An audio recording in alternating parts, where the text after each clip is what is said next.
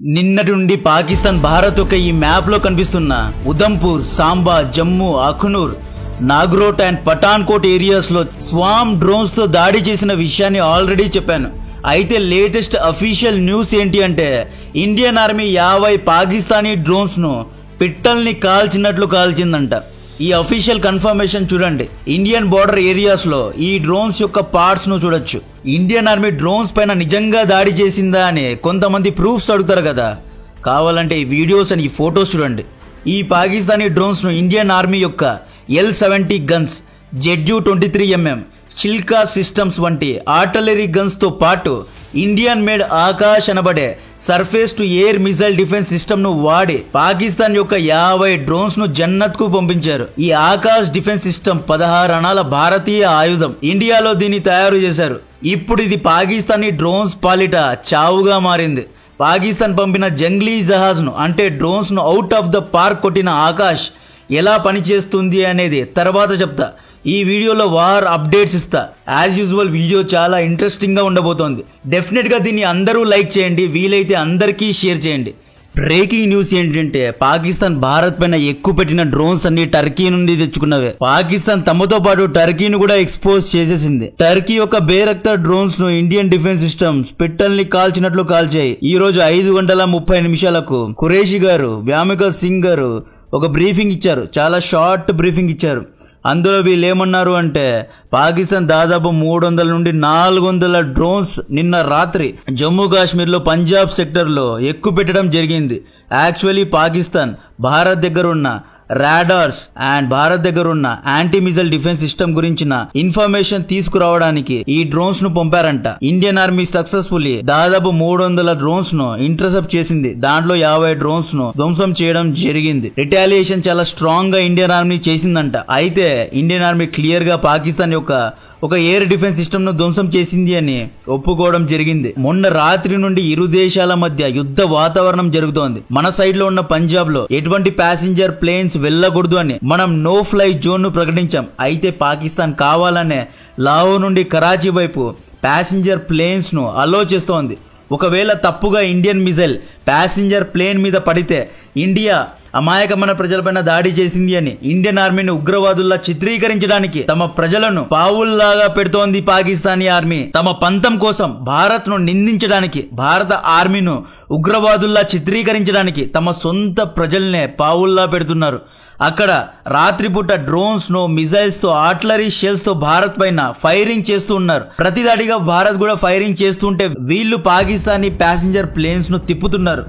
ఏదో మిస్ఫైర్ అయ్యి ఒక ప్యాసింజర్ ప్లేన్ పైన దాడి జరిగి ఉంటే ఏమై ఉండేది. సో ఇది పాకిస్తాన్ యొక్క అసలు రూపం.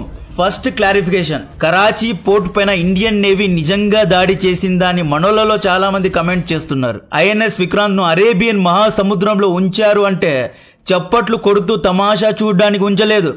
లెట్స్ బి వెరీ క్లియర్, LOCలో పాకిస్తాన్ దాడులు చేస్తే INS విక్రాంత్ నుండి రిటాలియేషన్ అనేది డెఫినెట్ గా ఉంటుంది. నిన్న రాత్రి నుండి ఇండియన్ మీడియా మొత్తం పోర్టు తగలడిపోయింది అని చెప్పింది. మళ్ళీ పాకిస్తాన్ కు చెందిన కరాచీ పోర్ట్ అనబడే ఒఫీషియల్ ట్విట్టర్ హ్యాండిల్లో కరాచీ పోర్టుకు ఏమీ కాలేదు అనే ట్వీట్ పెట్టారు. కొన్ని గంటల్లోనే అదే same Karachi port official handle నుంచి కరాచీ పైన INS విక్రాంత్ దాడి చేసింది అని ఇంకొక ట్వీట్ వచ్చింది. అందరూ INS విక్రాంత్ దాడి చేసిన మాట వాస్తవమే అని నమ్మారు. మళ్ళీ same Karachi port Twitter handle hack అయిపోయింది, ఎవరో ఇండియన్స్ ఈ ట్వీట్ పెట్టారు అనే వార్తలు వచ్చాయి. సోషల్ మీడియాలో ఫుల్ కన్ఫ్యూజన్ ఉంది. బలోచ్ సోదరులు ఆల్రెడీ కరాచీ పోర్టు పైన దాడి చేసిన ఒక డ్రోన్ షాట్ ను రిలీజ్ చేశారు.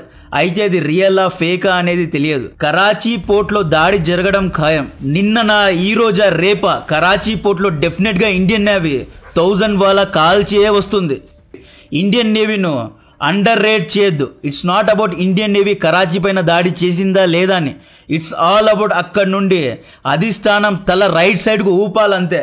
అండ్ కరాచీ పోర్ట్ అనేది కమర్షియల్ ప్లేస్. ఇక్కడ దాడి చేసినా ఎవ్వరు దాడి చేశామని ఒప్పుకోరు. మేబీ ఇండియన్ నేవీ ఎప్పటికీ ఈ నిజాన్ని ఎవ్వరికీ తెలియకుండా ఉంచవచ్చు.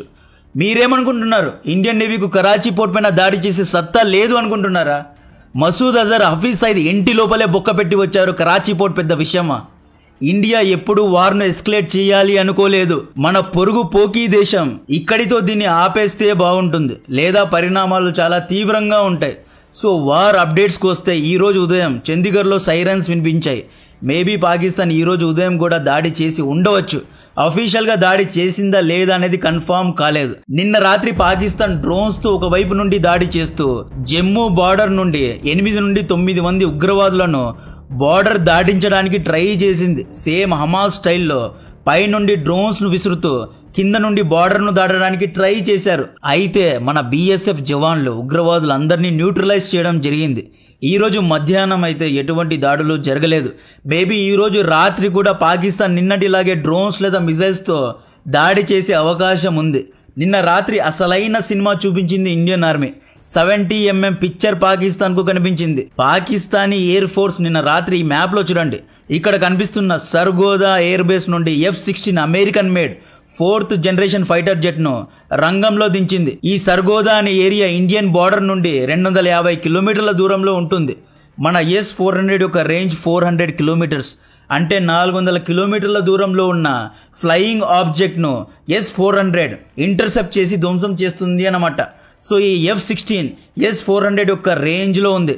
F-16 ఇక్కడ నుండి ఎగిరింది, S-400 దీన్ని ఇంటర్సెప్ట్ చేసింది, సర్ఫేస్ టు ఎయిర్ మిజైల్ ద్వారా ధ్వంసం కూడా చేసింది. జస్ట్ ఇమాజిన్, పాకిస్తాన్ లోపల 200 కిలోమీటర్ల లోతుకు మిజైల్ను దించారు అంటే ఏ రేంజ్లో మనోళ్ళు ప్రిపేర్ అయి ఉంటారు. యాక్చువల్లీ అమెరికా ఈ F-16 ఫైటర్ జెట్స్ను కౌంటర్ టెర్రరిజం కోసం మాత్రమే వాడాలి అని పాకిస్తాన్తో ఒక ఒప్పందాన్ని చేసుకుంది. దీన్ని యుద్ధంలో వాడకూడదు. కానీ పాకీ పైలట్లు తెలుసు కదా, F-16 ను గాల్లో లేపారు, S-400 చేతికి చిక్కారు. సో F-16 ఫునరల్ అయిపోయిన తర్వాత నెక్స్ట్ నిన్న రాత్రి ఇండియన్ ఎయిర్ ఫోర్స్ పాకిస్తాన్ యొక్క ఆవాజ్ విమానానికి కూడా పిండ ప్రదానం చేసింది. ఆవాజ్ అంటే air Born warning and control system. Actually ఇది యుద్ధ విమానం కాదు, అయితే ఇది చాలా ఇంపార్టెంట్ విమానం. డ్రోన్స్, మిజైల్స్ అండ్ యుద్ధ విమానాలను ఇది కమాండ్ చేస్తుంది అనమాట. ఇది ఆకాశంలో ఉన్న 400 నుండి 500 కిలోమీటర్ల రేడియస్లో ఉన్న అన్ని ఆబ్జెక్ట్స్ను ట్రాక్ చేస్తూ ఉంటుంది. దీని ద్వారానే మిగతా యుద్ధ విమానాలకు కమాండ్ వెళ్తూ ఉంటుంది అనమాట. యాక్చువల్లీ ఇది వెనక ఉండాలి. ఇండియన్ మిజైల్ డిఫెన్స్ సిస్టమ్ జై పెద్దమ్మ తల్లి అని చెప్పి ఆవాజ్నే లేపేశారు. డ్రోన్స్ మిజైల్స్తో సరదా తీరలేదు అనుకుంటా, పాపం మెయిన్ రాడార్నే లేపి పడేశారు. ఈ ఆవాజ్ సిస్టమ్ ఇలా ఉంటుంది, సేమ్ ప్లేన్ లాగే ఉంటుంది. హీరో విలన్ కొట్లాడుతూ కమెడియన్ ను వేసేసినట్లు ఆవాజ్ సిస్టమ్ ను లేపి పడేశారు. సో ప్రస్తుతం పాకిస్తాన్ రాడార్ లేకుండా కంప్లీట్ గా బ్లైండ్ అయిపోయింది. పెహల్గాంలో ఉగ్రవాద దాడి చేయించే పాకిస్తానీ ముల్లాలు అడ్డుగా నిలబడిన పాకిస్తాన్ ను ఎవ్వరూ కాపాడలేరు. నిన్న మధ్యాహ్నం తెలుసు కదా, ఇజ్రాయెల్ యొక్క హీరో కెమికాజే రాక్షసి డ్రోన్స్ పాకిస్తాన్ 490 కోట్లు ఖర్చు పెట్టి తెచ్చుకున్న Chinese made HQ-9 missile defence సిస్టమ్ను లాహోర్లో లేపి పడేసింది. ఈ మిజైల్ డిఫెన్స్ సిస్టమ్ను పాకీలు ముద్దుగా డిఫై నిజాం అని పిలుచుకుంటారు. పాపం డిఫై నిజాంను జన్నత్కు పంపించింది ఇజ్రాయెల్ యొక్క కమికాజే డ్రోన్స్. సో పాకిస్తాన్ దగ్గర ఎయిర్ డిఫెన్స్ సిస్టమ్ ప్రస్తుతానికి లేదు. పాకిస్తాన్ ప్రజలు ఒప్పుకుంటున్నారు, పాకిస్తాన్ ఆర్మీ ఇంత డబ్బు ఖర్చు పెట్టి ఎన్నో మిజైల్స్ను, మిజైల్ డిఫెన్స్ సిస్టమ్ను, ఎంతో యుద్ధ విమానాలను కొనింది. కానీ ఇండియన్ ఆర్మీ విసిరిన ఏ ఒక్క మిజైల్ను కూడా పాకిస్తాన్ ట్రాక్ చేయలేకపోయింది, పాకిస్తాన్ ధ్వంసం చేయలేకపోయింది. ఇరాన్ ఇజ్రాయెల్ పైన మిజైల్స్తో దాడి చేస్తే ఐరన్ డోమ్ ఎన్నో మిజైల్ను ఇంటర్సెప్ట్ చేసింది, కానీ మన పాకిస్తాన్ ఏమీ చేయలేకపోయింది అని స్వయానా పాకిస్తాన్ ప్రజలే బాధపడుతున్న ఈ వీడియో ఒకసారి చూడండి. एक भी मिसाइल को हम रोक नहीं सकते, सारे हमले हम रोकने में नाकाम रहे। एग्जैक्ट जो इंडिया ने टारगेट अचीव करना था वो अचीव किया। जो कहते हैं ना कि इंडिया ने घुसके मारा, इंडिया ने पक्के घुसके मारा, और हम उसके मिसाइलों को रोक नहीं सकते। ये हकीकत है। अब इसको आप ये मत कहें कि आप इंडिया की तारीफ कर रहे हैं, ये कर रहे हैं, वो कर रहे हैं। भाई जो हकीकत है वो हकीकत है। आप सुनते आ रहे हैं कि ईरान 200 मिसाइल फायर करता है, 400 मिसाइल फायर करता है, 1000 मिसाइल फायर करता है। और इस ఫస్ట్ టైం ఇన్ని రోజులు నేను కట్టిన ట్యాక్స్ డబ్బులు మంచి వాటికే ఉపయోగపడ్డాయి అని ఫీల్ అవుతున్నా. S-400, రఫేల్, బరాక్ 800 సరదా తీరుస్తున్నాయి. పాకిస్తానీల అదృష్టమో షెహబాజ్ షరీఫ్ గత జన్మలో చేసుకున్న పుణ్యమో తెలియదు, కానీ తేజస్ ఇంకా డెలివర్ కాలేదండి. తేజస్ డెలివర్ అయి ఉంటేనా మారణ హోమం జరిగేది. Tejas Indian made air craft. Tejas ఎన్ని విమానాలు ఉన్నాయి, ఎక్కడ ధ్వంసం అయ్యాయని ఎవ్వరూ అడగడు. దీన్ని ఇండియాలో తయారు చేస్తారు, విచ్చలు విడిగా దీన్ని ప్రొడ్యూస్ చేయొచ్చు. ఎవ్వరూ దీన్ని లెక్క అడగడు. ఇవి ఎలా వస్తాయి, ఎక్కడికి పోతాయని ఎవ్వడికి తెలియదు. పాకిస్తాన్ లక్ బాగుండి ఇది ఇంకా డెలివర్ కాలేదు. తేజస్ ఉండి ఉంటే జస్ట్ ఇమాజిన్, మన తేజస్ చైనీస్ యొక్క JF-17, JF-10C యుద్ధ విమానాలను ధ్వంసం చేస్తే ఆ ఇయర్ భారతీయుల కడుపులో నిండిపోయి ఉండేది. ప్రస్తుతం జరుగుతోంది టెక్నాలజికల్ వార్ఫేర్ అండి. దీన్ని అందరూ గుర్తుపెట్టుకోవాలి. నీ దగ్గర ఎంతమంది సైన్యం ఉంది, నీ దగ్గర ఎన్ని యుద్ధ తోపులు ఉన్నాయి అని కంపేర్ చేసుకునే రోజులు పోయాయి. సెకండ్ వరల్డ్ వార్ రోజులు పోయాయి. 21st సెంచరీలో మనం ఉన్నాం. 21st సెంచరీలో మిజైల్ యొక్క రేంజ్ ఏంటి, రాడార్ యొక్క రేడియస్ ఏంటి, మీ దగ్గర హైపర్సోనిక్ మిజైల్స్ ఎన్నున్నాయి, మీ దగ్గర క్రూజ్ మిజైల్స్ ఎన్నున్నాయి, యుద్ధ విమానాల యొక్క టెక్నాలజీ మధ్య కంపారిజన్ జరుగుతోంది. మీ దగ్గర 4.5 జెన్ ఉందా, 4th జెన్ విమానాలు ఉన్నాయా అని కంపేర్ చేసుకుంటున్నారు. 2-3 years back Indian Army Agnipath స్కీమ్ను తీసుకువచ్చి మాకు సైనికుల కంటే యుద్ధ ఆయుధాలే అవసరం అనే ప్రపోజల్ పెట్టినప్పుడు ఎంతోమంది కమెంట్స్ చేశారు. కానీ ఇప్పుడు ఇదే Indian army Rafale, S-400, scalp, Storm shadow missiles, Tejas వంటి ఫైటర్ జెట్స్లో డబ్బు ఇన్వెస్ట్ చేసినందుకు ఇప్పుడు మనం తల ఎత్తుకొని తిరుగుతున్నాం. ఇజ్రాయెల్ నుండి క్యామికాజే డ్రోన్స్ను కొన్నందుకే కాలర్ ఎగిరేసుకుని అందరికీ చెబుతున్నాం. By the way, in between Indian army drone దాడి తర్వాత క్యామికాజే డ్రోన్స్ను తయారు చేసే కంపెనీస్ యొక్క స్టాక్స్ పెరిగాయి. క్యామికాజే డ్రోన్స్ యొక్క ఆర్డర్స్ పెరుగుతున్నాయి. క్యామికాజే యొక్క అవసరం అందరికీ ఇప్పుడు తెలుస్తోంది. ఒకవేళ ఇండియన్ ఆర్మీ అడ్వాన్స్డ్ యుద్ధ ఆయుధాల్లో మన ట్యాక్స్ డబ్బును ఇన్వెస్ట్ చేసి ఉండకపోతే ఈరోజు తెల్ల ముఖం వేసుకొని కూర్చుని ఉండేవాళ్ళం. పాకిస్తాన్ ప్రజల ద్వారా ట్రోల్ అయి ఉండేవాళ్ళం. మళ్ళీ పాకీలో హౌ వాజ్ ద టీ అని ఎక్కిరించేవాళ్ళు. ఇంకా డబ్బు ఖర్చు అయినా పర్లేదు, S-500ను హైపర్సోనిక్ మిజైల్స్ను కూడా ఇండియన్ ఆర్మీ సమకూర్చుకోవాలి. అంతేకాదు INS విక్రాంత్ లాంటి స్టేట్ ఆఫ్ ఆర్ట్ ఇంకొన్ని 2 ఎయిర్ క్రాఫ్ట్ క్యారియర్స్ను కూడా రెడీ చేసుకుని పెట్టుకోవాలి. నెక్స్ట్ లిబరల్ వోకల్ మహానుభావులు నిన్నటి నుండి ట్విట్టర్లో నో టు వార్ అని ట్రెండ్ చేస్తున్నారు. ఈ ముక్కుల్లో పుడకలు పుడుచుకొని వాళ్ళంతా టాటూలు వేసుకొని టైం కాని టైంలో వచ్చి అందరి చెవుల్లో శాంతి బోధనలు చేసే బ్యాచ్. దయచేసి this is not the time. Europe నుండి వచ్చే ఒక స్క్రిప్ట్ను అందరూ చదువుతున్నారు. టెక్నికల్ నాలెడ్జ్ లేకుండా, ప్రాక్టికల్ నాలెడ్జ్ ఇవ్వకుండా బ్రెయిన్ వాష్ చేయడానికి ట్రై చేయొద్దు. వీళ్ళ వలలో దయచేసి భారతీయులు పడద్దు. ఇండియన్ ఆర్మీ వైపే ఉండండి. అక్కడ ఇండియన్ ఆర్మీ భారతీయ హితానికి వ్యతిరేకంగా ఏమీ చేయడం లేదు. అక్కడ పందుల వేట జరుగుతోంది. ఇన్ని రోజులు తిని నడుము చుట్టూ ఉన్న కొవ్వును రోస్ట్ చేసి తీస్తున్నారంతే. అక్కడ హ్యూమన్ రైట్స్ వయలేషన్ ఏమీ జరగడం లేదు. ఇక్కడ భారతీయ ప్రజలు కూడా ఒక్క విషయం గుర్తుపెట్టుకోవాలి. పాకిస్తాన్ సేమ్ గాజా లాంటి స్ట్రాటజీనే ఇక్కడ కూడా వాడుతోంది. మొదటగా సామాన్య ప్రజలపైన దాడి చేయడం, ప్రతి దాడి చేస్తే పిల్లలు, ఆడవారు చనిపోయారు అనే సింపతి కార్డును ప్లే చేయడం, రాత్రి పార్టీ చేసుకుని ఉదయాన్నే లేటుగా లేచిన లిబరల్ దేవుళ్ళారా, ముందు మీ కపట నాటకాన్ని ఆపండి. ఈ లిబరల్ శాంతి పరమాత్మలు Indian Army, Israel Army genocide చేస్తోంది, no to war, no to climatic change అని ఫ్రీ స్పీచ్లు ఇస్తూ ఉంటారు.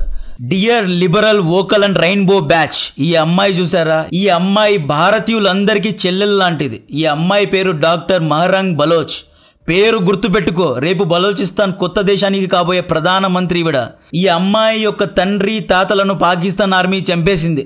బలోచ్ ప్రజలు 1949 నుండి పాకిస్తాన్ నుండి స్వాతంత్ర్యాన్ని కోరుకుంటున్నారు. ఎప్పుడైనా మీ పీస్ ఆఫ్ మైండ్ ను వీళ్ళ కోసం ఇచ్చారా? ఇటువంటి ఎంతో మంది బలోచ్ అమ్మాయిలను పాక్ ఆర్మీ ఎత్తుకుపోయింది. ఉద్యమాలు చేశారు అని చెప్పి ఎంతో మంది బలోచ్ కుర్రాలను ఎత్తుకుపోయి ఎక్కడ పడేశారో తెలియదు, ఎక్కడ వీళ్ళను దాచారో తెలియదు, జస్ట్ డిసపియర్ చేశారంతే. ఈ అమ్మాయి ఈ రోజు అడుగుతోంది, Indus river to Arabian sea, Balochistan should be free అంటోంది. ఈ బలోచ్ ప్రజల ధైర్యం ఇండియన్ ఆర్మీ. వీళ్ళ చెయ్యి వదలమంటారా? ఈ గొడవలను మొదలు పెట్టింది ఇండియన్ ఆర్మీ కాదు, ఈ ఉగ్రవాదాన్ని స్టార్ట్ చేసింది ఇండియన్ ఆర్మీ కాదు, కానీ ముగించేది మాత్రం ఇండియన్ ఆర్మీనే. మీ లిబరల్ కళ్ళ నుండి రాత్రి తాగిన మత్తు దిగిన తర్వాత వోక్ లెన్స్ను తీసి దయచేసి బయట ప్రపంచాన్ని చూడండి. 4 ఉగ్రవాదులు ఇండియాలో చొరబడితే ఇండియన్ ఇంటెలిజెన్స్ ఏం చేస్తోంది? ఇండియన్ ఏజెంట్స్ ఏం చేస్తున్నారు? ఐబీ పనుకొని ఉందా? ఇండియన్ ఆర్మీ ఏం చేస్తోంది అని మీరే అడిగారు కదా. ఇండియన్ ఆర్మీ లేట్గా రెస్పాండ్ అయితే ఎందుకు ఇండియన్ ఆర్మీ ఇంత టైం తీసుకుంటోంది అని మీరే కమెంట్ పెట్టారు కదా. ఇండియన్ ఆర్మీ వేటకు దిగితే వెనక నుండి కాళ్ళు పట్టుకొని లాగుతారా? నో వార్ అని కమెంట్స్ పెడతారా? ఈ ఓగ్గాలను పక్కన పెడదాం. అసలు ఇండియన్ సెలబ్రిటీస్ ఎక్కడ సచ్చారండి? ఈ ఆపరేషన్ గురించి మీ వీడియోస్ రావాలి కదా, ఇండియన్ ఆర్మీకి సపోర్ట్ ఉండాలి కదా. ఈ ఆపరేషన్ కంప్లీట్ అయిన తర్వాత మూవీ తీయడానికి మేకప్ వేసుకుని వస్తారా? ఆల్ ఐస్ అండ్ సినిమా సెలబ్రిటీస్ను ప్రజలు అన్నీ చూస్తున్నారు. పాన్ సుపారీ యాడ్స్ చేయడం కాదు, ఆపరేషన్ సింధూర్ అని స్టేటస్లు పెట్టాలి. ఇండియన్ ఆర్మీ మొరాల్ ఎప్పుడు దెబ్బతింటుందో తెలుసా? మన ప్రజలే మన ఆర్మీ క్యాపబిలిటీస్ను ప్రశ్నించినప్పుడు దెబ్బతింటుంది. మనోళ్ళు ఇండియన్ ఆర్మీ దాడి చేసిందా లేదా అని ఎవడో తెల్లోడు తయారు చేసిన గ్రాగ్ను అడుగుతున్నారు. Never under estimate Indian army. అందరూ కాదు, కొంతమంది వోకల్స్ ఉన్నారులేండి. మీరు కాదు, మనోళ్ళు కాదు, పాకిస్తాన్తో పాటు ఇండియాలో ఉన్న 0.5 గాళ్ళ కడుపులు కూడా మండిపోతున్నాయి. లుక్, ఇటువంటి పర్సనల్ విషయాలను గ్రాక్ను అడగకూడదు. మొన్నే పాకిస్తాన్కు సింధూర్ పెట్టారు. ఈ రోజే ఫస్ట్ నైట్ జరుగుతోంది. ఫస్ట్ నైట్ జరిగిందా లేదా అని గ్రాక్ను అడిగితే ఎలా, అడిగితే ఎలా? ఇండియన్ ఆర్మీ హెడ్ క్వార్టర్స్కు వెళ్ళి అడగండి. ఇటువంటి సమయంలో మనం ఇండియన్ ఆర్మీకు చేయూతలా ఉండాలి. మనలో కొంతమంది ఇండియన్ ఆర్మీ కరాచీ పోర్టు పైన దాడి చేయలేదు అని హ్యాపీగా ఫీల్ అవుతున్నారు. ఇక్కడ ఈ ఆపరేషన్ కంప్లీట్ అయిన తర్వాత ఐఎన్ఎస్ విక్రాంత్ అరేబియన్ సీలో చేసిన జాతర గురించి తర్వాత వీడియో చేస్తా. ఐఎన్ఎస్ విక్రాంత్ డ్రోన్ కాదు, డైనోసార్ అది. దీని గురించి మళ్ళీ డిస్కస్ చేద్దాం. ఇక్కడ కొన్ని సెన్సిటివ్ ఇన్ఫర్మేషన్స్ ఉన్నాయి. ఒఫీషియల్గా దీన్ని ఎక్స్ప్లెయిన్ చేయలేను కాబట్టి ఈ ఇష్యూ గురించి మళ్ళీ మాట్లాడతా. సో నెక్స్ట్ పాకిస్తాన్ లోపల జరుగుతున్న సివిల్ వార్ గురించి, లోకల్ పాలిటిక్స్ గురించి డిస్కస్ చేద్దాం. ప్రవహిస్తున్న గంగా నదిలో చేతులు కడుక్కున్నట్లు, పరాయి పెళ్లికి వెళ్లి దొబ్బి తిన్నట్లు ఇమ్రాన్ ఖాన్ సపోర్టర్స్ ఈరోజు రోడ్డు మీదకి వచ్చి ఇమ్రాన్ ఖాన్ను రిలీజ్ చేయాలి అని అడుగుతున్నారు. ఇదే ఇమ్రాన్ ఖాన్ ఏమన్నాడు? ఇండియన్ ఆర్మీకు నేనేంటో చూపిస్తా అన్నాడు. యూఎన్కు వెళ్ళి ఇండియన్ ఆర్మీ జెనోసైడ్ చేస్తోంది అని ఏవేవో పిచ్చి కూతలు కూశాడు. ఇదే ఇమ్రాన్ ఖాన్ ఇప్పుడు ఇండియా పాకిస్తాన్ గొడవల్లో రిలీజ్ అవ్వడానికి ప్లాన్ చేస్తున్నాడు. ఇమ్రాన్ ఖాన్ను దాదాపు 3 ఏళ్ల నుండి జైల్లో పెట్టారు. ఇమ్రాన్ ఖాన్ గురించి తెలుసు కదా, ఇతని జైల్లో ఇమ్రాన్ ఖాన్ స్టోరీ, ఇమ్రాన్ ఖాన్ను రెయిన్బో బ్యాచ్ జైల్లో చెడిపేశారు అనే వార్తలు వచ్చాయి. ఈ ఇమ్రాన్ ఖాన్ కూడా గుంటనక్క లాంటి వాడే. ఇతను మొన్నేమంటాడు? ఇండియా పాకిస్తాన్ పైన దాడి చేసే దుస్సాహసం చేయొద్దు అంటాడు. సో ఇమ్రాన్ ఖాన్ ఈ గొడవలో రిలీజ్ అవ్వాలి అని చూస్తున్నాడు. ఇమ్రాన్ ఖాన్ గురించి పక్కన పెడితే నెక్స్ట్ డైరెక్ట్ గా ఆకాష్ దగ్గరకు వెళ్ళిపోదాం. ఈ ఆకాష్ అనేది మేడ్ ఇన్ ఇండియన్ వెపన్. దీని యొక్క రేంజ్ 18 to 20 కిలోమీటర్స్ ఉంటుంది. Short range surface to air missile ఇది. దీని యొక్క రియాక్షన్ టైం 15 సెకండ్స్ అన్నమాట. నిన్న పాకిస్తాన్ డ్రోన్స్ను పిట్టల్ని కాల్చినట్లు కాల్చిన మిజైల్ డిఫెన్స్ సిస్టంలో ఆకాష్ అనేది ముఖ్యమైనది. ఆకాష్ కూడా సేమ్ రాడార్ ద్వారా లాస్ట్ వీడియోలో చెప్పినట్లు సేమ్ S-400 లాగానే పనిచేస్తుంది. అయితే దీని యొక్క రేంజ్ చాలా చిన్నగా ఉంటుంది, కేవలం 20 కిలోమీటర్స్ లేదా 30 కిలోమీటర్స్ మాత్రమే. ఆకాష్లో ఉన్న ర్యామ్ జెట్ మిజైల్ మ్యాక్ 3 స్పీడ్లో దూసుకుపోతుంది, సూపర్ సోనిక్ స్పీడ్లో దూసుకుపోతుంది. దీన్ని ఇండియన్ ఆర్మీ ఆర్మేనియా, వియట్నాంకు కూడా అమ్మింది. యాక్చువల్లీ ఇది అండర్ రేటెడ్ డిఫెన్స్ సిస్టమ్. దీన్ని ఇంకా ప్రొజెక్ట్ చేయాలి. పాకి 50 డ్రోన్లు కూలిపోయిన తర్వాత మళ్ళీ ఆకాష్ పేరు దేశమంతటా, ప్రపంచమంతటా మారుమోగుతోంది. స్పెషల్గా ఈ ఆకాష్ గురించే చెప్పడానికి కారణం విదేశీ ఆయుధాలే కాదు, ఇండియన్ మేడ్ వెపన్స్ కూడా తమ తడాకాను చూపిస్తున్నాయి. S-400 రఫేల్ ఒక్కటే కాదు, ఆకాష్, పృథ్వీ వంటి అండ్ బరాక్ వంటి మిజైల్ డిఫెన్స్ సిస్టమ్ కూడా ఈ ఆపరేషన్లో తమ పాత్రను పోషిస్తున్నాయి. ఇటువంటి కంటెంట్ మీకు నచ్చితే దయచేసి వీడియోను లైక్ చేయండి, ఛానల్ను సబ్స్క్రైబ్ చేసి అందరికీ షేర్ చేయండి. జై హింద్.